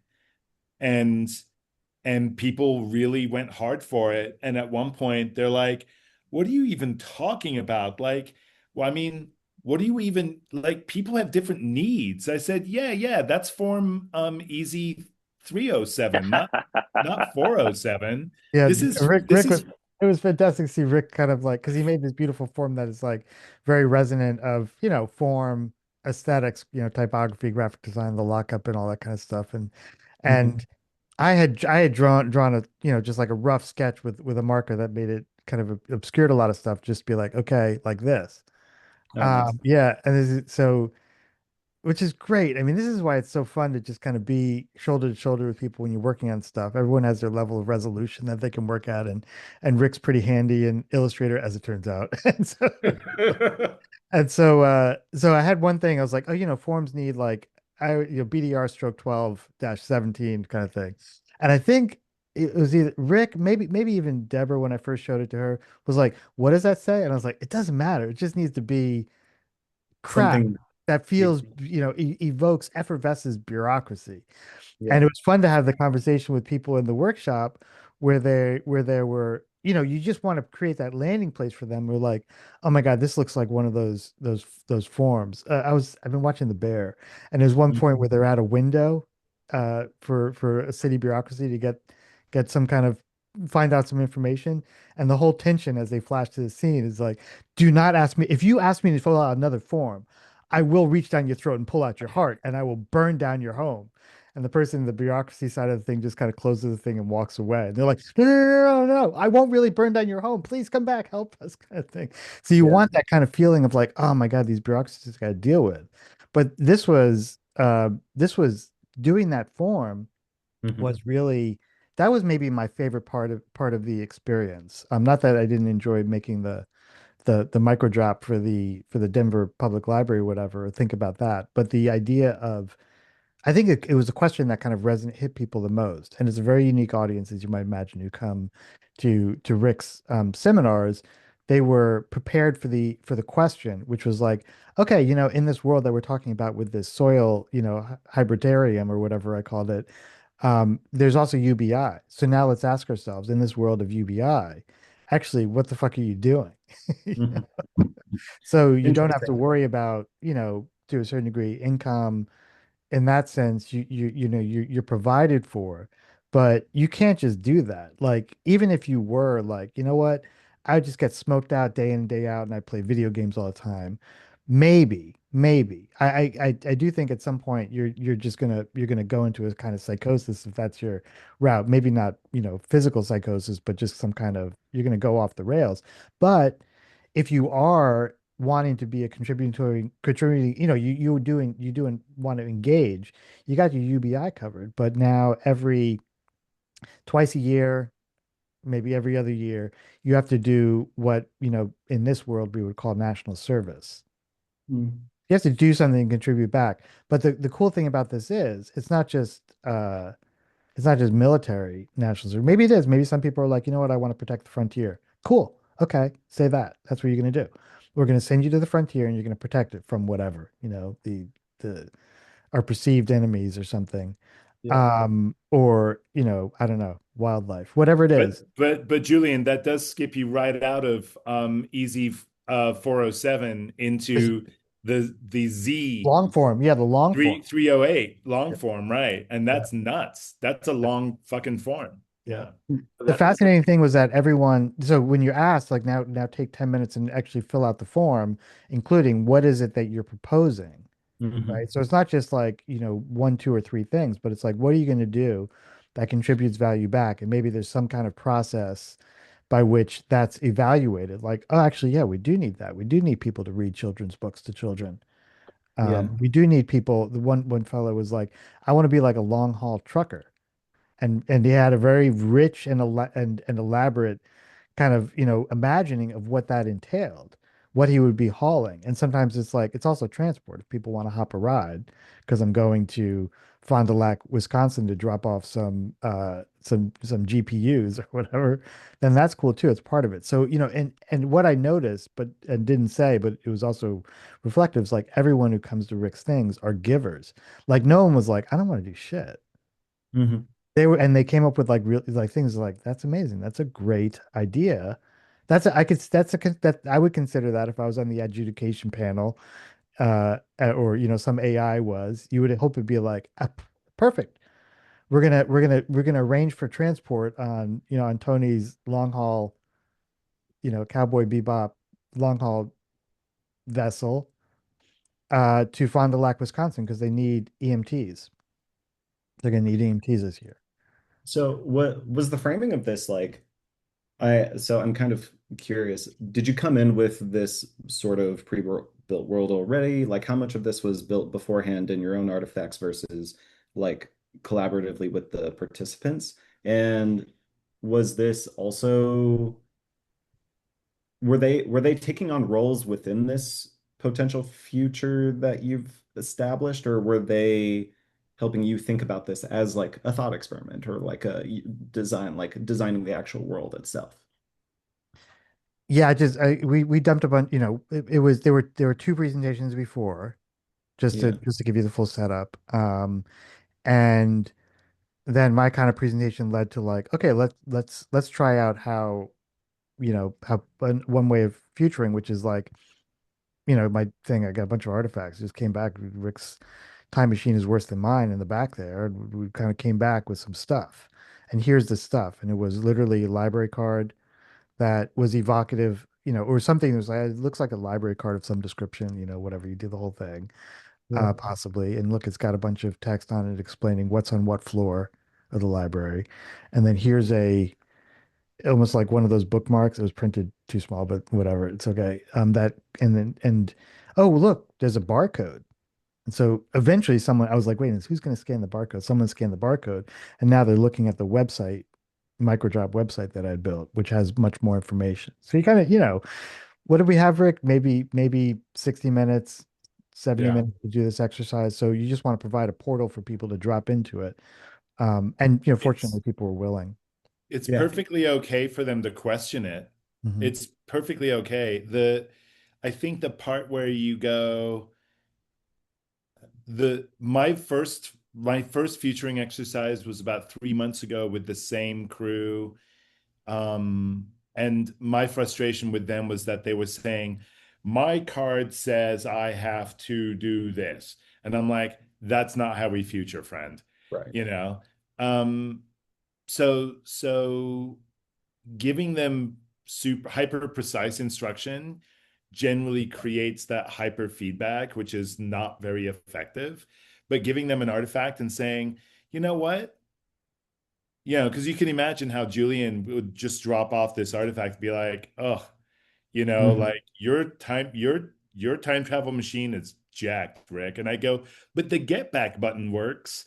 And we do this little bit back and forth. We're like, yeah, yeah, that's what Nick said when he was like, I wouldn't get in that if I were you, you know. Hmm. And we did a little bit, which was really entertaining, but also it set the stage for just how much we were willing to suspend reality for our circumstance, our present Yeah. tense circumstance. And that's a signal to people to play nice. And some of that is really helpful. So don't squeeze the hamster too tight is a little bit of it. The advice that I have there is you don't get more out of people by giving them more. Yeah. Yeah, You, I think this is what I do want to go into the workshop with. And Scott, I know I see your hand up. But yeah, I think what I want to go into this with, because I have about a month before the workshop now, and I think that will give me a good amount of time to like just build a few artifacts myself to help build an idea of what this world we're working in is. And the general idea is right now Dallas is in a phase where we're getting a lot of autonomous vehicles. There's like Waymo is just landed here. We're getting a lot of like delivery robots for like food that are clogging the sidewalks. So I'm thinking about building off of that. Like that way we also have a few like current day signals that lead into artifacts from the future that bring an idea of like how are we while we're in this stage where we're thinking about all of this and how it's affecting Dallas, especially as it has a history of not very good public transportation. I think there's something there with the autonomous vehicles and how the city adapts over time to that. But uh, aside from the point, the idea that I'm going into this with is taking present day signals and potential like future artifacts, letting them just react to it as they come in during the like mingling portion. Uh, and then within their own groups building that future context where they design an artifact that lives within this world together as well. But that's kind of how I'm feeling about the overall structure of the workshop right now without giving it too much hyper specificity into how they do that. I think it is where it gets into that now go build something that it also exists within this future where I've had trouble with designers in the past being like, well, what method do you want me to follow in order to do this? But uh It's called your that's where I'm at. imagination, dude. Get with it. Just Yeah. roll. Just roll, baby. Okay, my cool. my wife said, I was so happy to meet Julian. And for a long time now, I've really just thought of, you know, the stuff that you guys are doing as just like, whatever, it's just not my thing.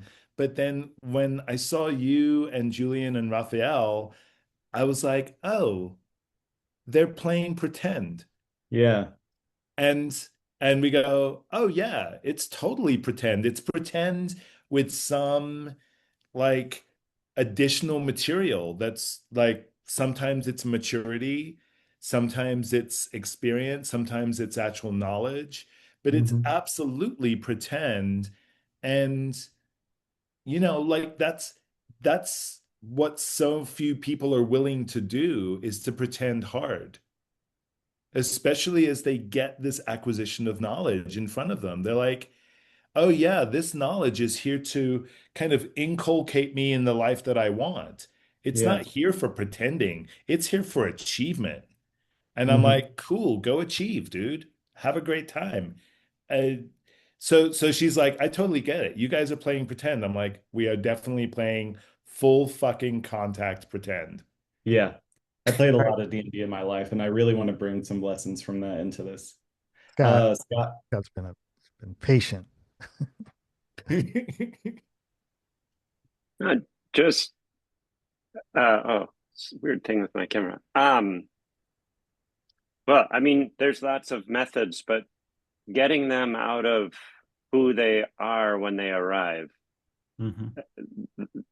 either essentially the storyline that, oh, they're these guys are telling us that they both have time machines, blah blah blah, and believe it, and well, if I don't go along with that, I'm kind of out of this thing. Like Yeah. like there's an environment that you are inviting them into, and the way in which you can do that through like there's like a lot of different methods. So there can be, you can literally assign them roles that aren't who they currently are. They can invent who they are. It can be depending on if it's some future, like if it's 10 years from now, it's someone 10 years younger than them now, today. Like you can just, that's you as the facilitator can invent all these things.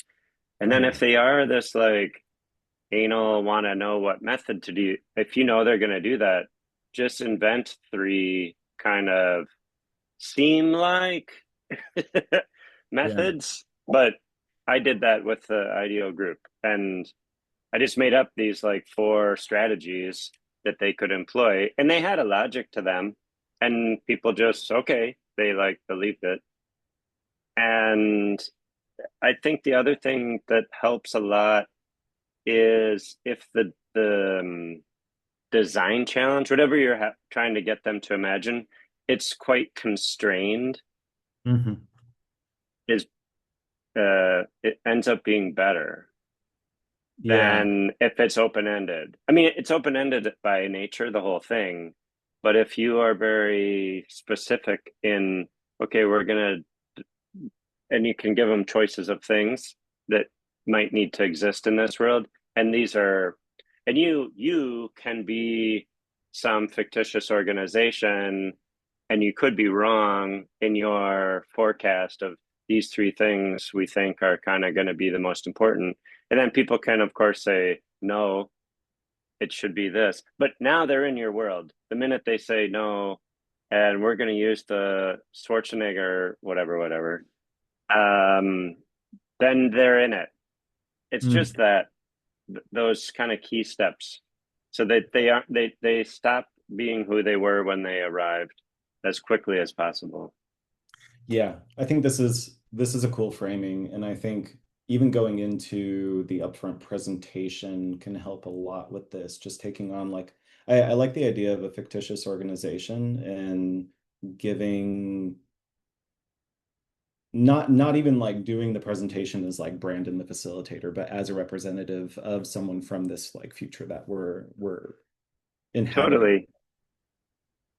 If they're, these are public space problems based on what you just described, like it's about a Yeah. city, urban design, blah blah blah. Yeah, Mhm. then you could. I mean, depending on how far into the future are you thinking? I'm kind of thinking not One too to distant. 5 years. Yeah, maybe 5 to 10 years to give so that it's not too um because I think we have a good baseline now for what's going on in Dallas in this regard. Yeah. Um So and you I can, also one keeping in thing mind you that not can, everyone is going to be like surrounded by this. sure. So if it's nearer term, the artifacts that like Julian and Rick brought represent other mindsets. So Hmm. they might not seem so futuristic per se, and maybe don't need to be. Yeah. They're just a different way of thinking about the problem. So the combination of you as the representative from this whatever fictitious organization have challenged them in the next 2 hours to do this thing, and here are some, and you can, maybe you can say the research team has found, has a couple findings I want to share with you, and those are nonsense, like they're like the MacGuffin type things that Julian and Rick seem to pull out of their time machine as representative of a way of thinking, Yeah. blah blah blah. So it's all invented. It's like Rick said, it's play. So the more you, I mean, it's so long as it's you stay in character, so to speak. Yeah. It's like aligns with you. Then if they're like he's acting and being weird, that might might backfire on you. That sounds like what Rick and Julian were doing. You're just like being yourself. I think you'll find the way, I think, to kind of Yeah. pull people in. I think, if you've got experience doing uh just D&D vibe kind of stuff. And I also find that I think the more you can the more like kind of material artifacts you can bring as opposed to just telling the story, because then it Mhm. becomes tangible in a way. I don't know how to explain it really. Maybe this is y- you're putting people in a place of having to do embodied cognition. Like, what is this thing? They can turn something over in their hand, Yeah. in a way. Yeah, Then I definitely want to make a few physical like artifacts. I have a receipt printer. I think the forms are a good idea. I'm thinking something even along the lines of like a receipt that shows like a very specific tax on something because it was delivered by a robot as opposed to a human, or a form for uh I don't know if this is like, well, I don't care about realism too much, but a form for like keeping your license, given that we've reached like a threshold of 80% autonomous vehicles on the road or something like that. And that makes it more difficult for people to maintain their own drivership. These, if you have the time and you think about these things ahead of time, which I totally didn't for Rick's. I mean, but I had the advantage that he's got a little factory downstairs. So is to I mean, I know we hate Amazon and stuff, but you can like do things like you can get, like 10 ID cards yeah, printed Hmm. up on the plastic thing, for Yeah. unsettlingly inexpensive. Or that's one thing that I've done, even like embroidered patches. And you have the advantage of like these are things where people who you might be working with, UX people who are like, oh my God, this is cool. I'm totally going to keep this. Yeah, yeah, it And I keep legitimizes achievement if you have a patch. Like Right. like I didn't see Julian do it, but if he climbed the library ladder, which we have in our personal oh, library, we actually have a patch that we give oh, people for climbing the library ladder. It's your achievement patch. Like we we do all sorts of things that live in the material world that end up being sticky. And that's part of the fiction is that it stays sticky, right? yeah. Um, and I cannot put enough stress on this, Brandon, at all. Like it's impossible to tell you how this works any differently as well as it did for me. We were a team. yeah, We were a team, and there was no like single fronted attack to anything that was put out there. And I wasn't trying to be the smartest person in the room. There were three of us that were eager to play. And part of the dynamic is that you don't make yourself a target in the first place. You get people to really play hard with you. And then people go, I want to hang out with I want to be part of the quartet. I want to be in the I want to be in that sextet. I want to be in that, octet. And the energy behind people wanting to belong to people who are unapologetically using their imaginations is really, really a big draw. yeah. So if you can get a teammate, I got to tell you, teammates are It's awesome. way better. Yeah, it's great to Yeah. improv with. Totally wouldn't Do have it worked to if I hadn't spent the day with if Raphael hadn't very generously offered basically his day. I mean, I was nowhere, and we just we sat down, and the whole thing blossomed from 4 or 5 hours wandering around Denver, and then Mhm. unfortunately he couldn't come because he had a tickle in his throat or whatever. Thank you for staying away for sure. And we had Rick there, and just a group of very generous people who were willing to go down the wander into this world and just be like, okay, this is great. Let's do this. Yeah. The other thing Brandon. is, Oh, which I've sorry. had to do in the past, sorry, just in terms of workshop facilitation, is notice the posture of people. I become very sensitive to this. And there's the Mhm. arm folder. And when you see the arm folder, um, you gotta Checked out. they are a cancer. They are a cancer. Yes. You gotta either Yeah. be like, look, you're either in this or Yeah. just get really kind of direct with them. Not in front of everyone else. You don't want to shame them, but it's like, are you having any trouble with Take it? him aside. And Yeah. if they're like, yeah, I just don't get it. It seems weird to me. It's like, okay, that's great. Could you leave? Yeah, I think when it comes to that portion, I'm not too worried about the facilitation angle there. I think I'm good at managing people in that regard. Like, hey, if like you're in a workshop with a group of other people and like I'm comfortable pulling people aside if they're dragging people down or something like that. But um That I do panics the fuck out of me, dude. Then if that doesn't panic you, then you're well on your way to being great at this. But that strikes panic. It to exert one's sort of presumptive authority puts panic in me like nothing else. Like Oh nothing yeah, else. I've had to. I mean, my primary job when I was at IBM was facilitating C-suite executives, and you have to be like straight up mean to them sometimes.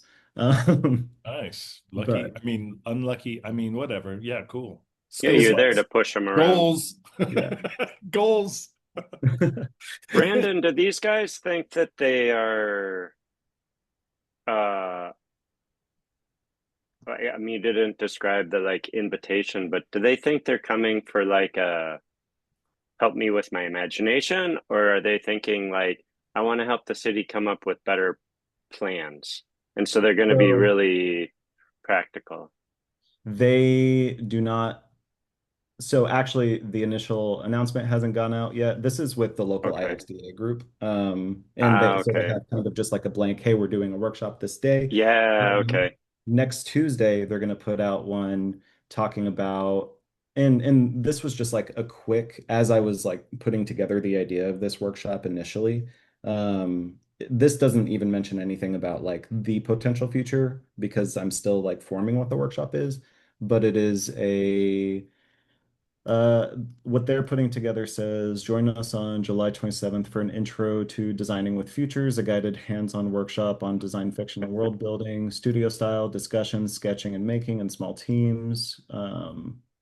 You'll leave with frameworks for thinking past today's constraints, ideas before you open Figma or your AI tools. World building is part of your design process, an artifact with future scenarios built with your team, and a new lens on the designer's evolving role. Because also part of it Okay. was this is kind of a challenge to something I'm noticing, especially in like UX and I mean in Mm-hmm. so many different design practices right now, is this kind of over frameworkization or over optimization of like processes to meet like Mm-hmm. you can only design within a range of like KPIs, and once you like meet your KPIs, design can't happen anymore, which to an extent a lot of people that's just the situation they're in, but you could still frame your worldview differently and Mm-hmm.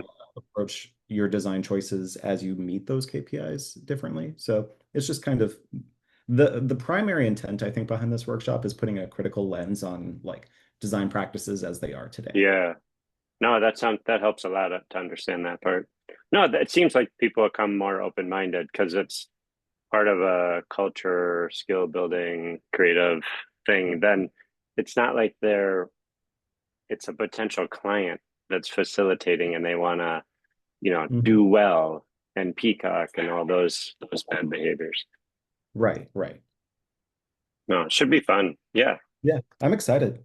Yeah. And this conversation even is making me wonder if I should change that description at all, or if because I do feel like going in from this like role-playing lens, they're not going to be expecting it with the way the description is right now, but I also don't necessarily think that's a bad thing.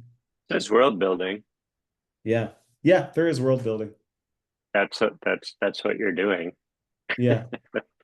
It's a, they're building other worlds. So, and you're here with so and so, whatever, however you say that, to guide and be a reference to them. Yeah. I mean, all of that's up to you. Oh, the other thing I was thinking you could do, maybe it seems like this group probably won't need it, but you know that like code of conduct kind of thing, like the Yeah. slide, like 10, like it's not where the bathrooms slide. It's the this is It's a like yes here's and yes and elbows on the Yeah, table, not like this. And if you're feeling that way, then do yeah. this. And I don't know if you Lean into need, these behaviors, try to avoid these you behaviors. could do that, but you could do it in the tone of whatever is the fictional, whatever is going to be the vibe you're wanting to bring. Yeah, yeah. Like Cool. maybe Yeah, just this is put a jar on the table. If you say the word impossible, you got to put $10 in it every time. Right. yeah. It's like the curse jar. I really Yeah. like the idea of like doing this in the framing of like this is a city council meeting or something, and these are like the I guess this is like the code of conduct for this. And a city council meeting is just like a like overly specific example, but I love it, something. dude. Order yourself a gavel Yeah, and yeah, start with that. Just kind of like dun dun dun, just calling things to order and get even if you could get a little one of those name plaque things you just kind of put in front of the desk. Well, I'm Come happy in to, yeah. super officious with a kind of um twee quarter zip kind of like Patagonia thing, like you yeah. are the city council You head, gotta have a the clipboard, dude. coffee cup, kind of put it down. If you have someone else, I don't know, going crazy. If you have like someone else who's in on the thing, have them sort of follow around you with like a bundle of like dossier material that these officials always walk around with that they have their Like assistant spilling carry. papers all over the Yeah, and place. then they lean over to them and whisper something. Say, okay, yeah, let me get that. And Yeah, then kind of gavel things over. People will be like, "What the heck's going on here? Where are we?" I love this. Yeah. The for, I mean, the opposite from that is a format I've been using where it's a modified version of jury duty. So they've been Mm, nominated by the previous citizen action team has nominated them to participate, and there's a challenge today, and you're part of the organization that facilitates this new thing, and they are all neighbors. And these are the things that, because the context of this is they're in the city versus it's top down. You yeah. are them. You are from the citizen action team prior. That's part of the role. Like someone from this group is now going to be the captain to go to the next one. Yeah. This is And cool. so it lends a certain philosophy to the way the thing works, that works for what I've been trying to do. But that's your fictional organization can have these things embedded in it. So if the hierarchy of the city is part of the problem, then what Julian's describing could work well, Hmm. right? Because then they could explicitly talk about what engagement with that is like as part of the problem, something like that. So it's a Yeah. foil. Yeah, I had an idea for a method. I'm looking forward to trying that. In this conversation popped up, and I've had a lot of experience, unfortunately, with the willing suspension of disbelief. I feel like for me in the enterprise world, it's been more the unwilling suspension, Yeah. where Mm-hmm. like the ARM folder. One time I was at ExxonMobil by myself, and on the Monday, it was a 5-day thing. I had to be there. I was trying to get these 8 guys, 8 or 10 guys, they're all Mm-hmm. guys, to come up to the whiteboard and do scenario, like tell stories, just tell pieces of stories. And Mm-hmm. the manager crossed his arms and leaned back. So it was an arm cross and a lean back. Yeah. Uh, and he said, "We don't really do that here." And so they all like leaned back after he did. Followed. And I was like, shit, this just went sideways 5 minutes in. So I ended up writing on post-it notes all the stories. And the furthest they would go was I would say I played high low. I go, let's play high low. So they would prioritize the things. So they just Mm-hmm. stay upright, but they wouldn't get out of their fucking seat. So I Yeah. was wondering, one little variation I just thought of that I want to try with the artifact thing is like, because you said, Rick and Julian, you guys brought the stuff back from the future, right? So I don't wonder if anyone's done this kind of thing where, what if every participant there gets an artifact that, you created for them, and it was that they went into the future and came back with it. But the process of time travel like erases your memory, or whatever. You can't remember things. I Mm, think that's real time travel. Some real theories in physics say you can't remember anything. You can't go back further than when you left. You can't go back in time. You can only go forward, and maybe you can't remember stuff that happened in the future. So they could have an artifact, and maybe they left themselves a note, like another variation on top of that. And Yeah. it's like the, kind of like the Back to the Future, like holy shit, this, like, you're like it's your kids, those kind of moments from sci-fi where it's like, Yeah. no, you're not the problem, it's your kids. So you create this like tension. But if they were the ones that left themselves the note fictitiously, maybe that will draw them into the willing suspension of disbelief. Because, oh, it's even if it's so fake, but there'll be some brain chemistry will fire like, well, I did this. Now they're part of it. Yeah. Yeah. And they could be, I mean, just think of clipboards and the things Julian's described. They could be pretty banal things, but then some new story about what it is based on what Joel's saying. Yeah. Well, we were told it was for this, but that seems strange. That's Yeah, where they just wrote maybe a note that just says beans. I don't know. yeah, Yeah. I like that. I mean, you made me think of Memento. But the Right. idea that I mean, I think one of the things I try to say is like you you're not actually engaging with people. You can only, because of the nature of like quantum entanglement and this particular Braun 83 stroke 12 Rick and Morty quantum entangler, you can only bring stuff back, but you can't have conversations with people. Language as a form of, Hmm. blah blah blah blah blah. And people just generally go like, okay, cool. But I also introduced before them the perspective of like, we're like archaeologists, so we can only look at things and try to infer or try to, coax the thing into Hmm. helping us understand a story. And we might be completely wrong, but the point isn't to be right. The point is to like kind of try to discover and, Right. and comprehend the world that this might have come from.